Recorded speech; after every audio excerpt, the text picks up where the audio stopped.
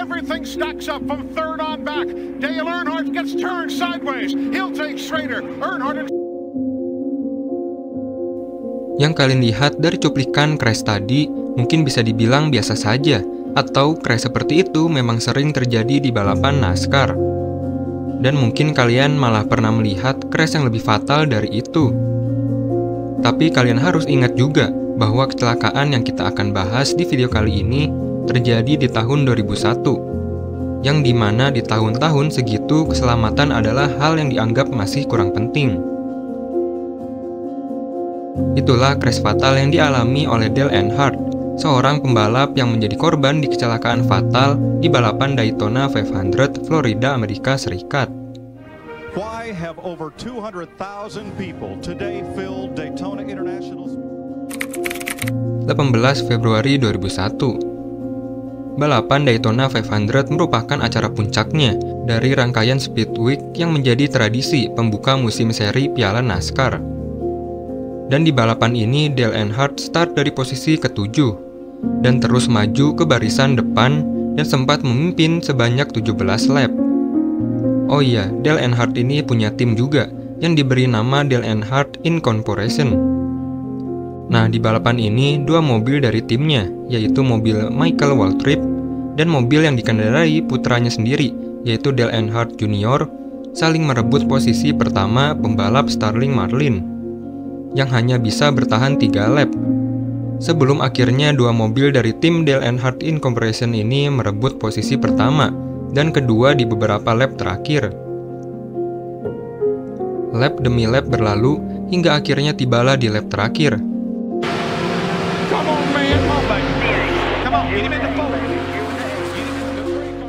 Dale Earnhardt yang tampaknya sudah cukup senang melihat kedua rekannya bisa merebut kemenangan di balapan Daytona 500 saat itu, membuat dirinya memilih untuk mencoba menahan atau memblok mobil Starling Marlin yang sudah turun posisi dan berada di belakang mobilnya di area tikungan 3. Dan di area tikungan 4, disinilah insiden itu terjadi.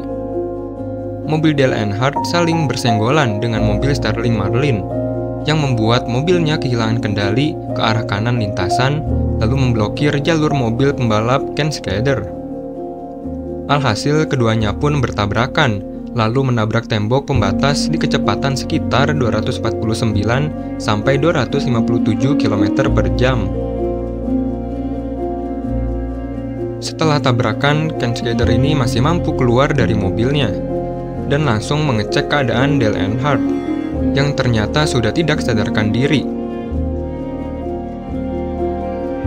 Alhasil Marshall dan para tim medis pun langsung mengecek, lalu membawanya ke rumah sakit terdekat, ke Halifax Medical Center. Dan tak berselang lama dari itu, pihak NASCAR mengumumkan kematian Dale Earnhardt secara resmi. After the accident and turn forward at the end of the Daytona 500, we've lost Dale Earnhardt. Pasti kalian bingung apa yang menyebabkan Dale Earnhardt ini tewas di kecelakaan yang bisa dibilang sering dan biasa terjadi di balapan seperti NASCAR. Dari hasil investigasi, sebenarnya banyak sekali yang berspekulasi bahwa insiden fatal ini ada kaitannya dengan masalah seatbelt yang rusak atau terputus, karena emang ada bukti fotonya juga. Namun tim medis yang pertama sampai di lokasi crash tidak menemukan seatbelt yang putus, melainkan hanya longgar. Dan mereka juga tidak memotong seatbelt ketika evakuasinya. Dalam investigasi ini, pihak NASCAR sampai meminta dokter ahli bedah saraf untuk mempelajari kasus Dale Earnhardt ini. Dari hasil kesimpulan, menurut dirinya, Dale Earnhardt meninggal karena cedera akibat kepalanya yang tertarik ke depan akibat efek benturan. Dan sabuk pengaman yang rusak juga tidak memberikan kontribusi yang signifikan terhadap kematian Dale Earnhardt. Pendapatnya ini sama seperti pendapat seorang ahli cedera kepala dan leher, yang juga ditunjuk oleh NASCAR untuk mengusut tuntas insiden ini.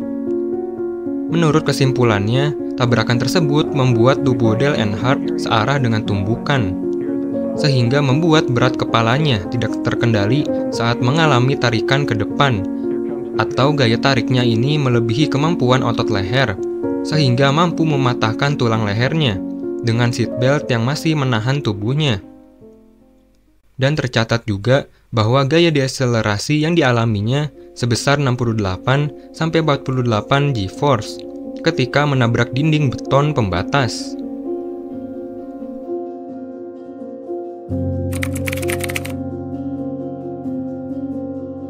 Dan yang mungkin kalian belum tahu, pihak NASCAR saat itu hanya merekomendasikan dan tidak mewajibkan penggunaan perangkat Hans, walaupun sudah banyak pembalap yang terbunuh akibat cedera leher.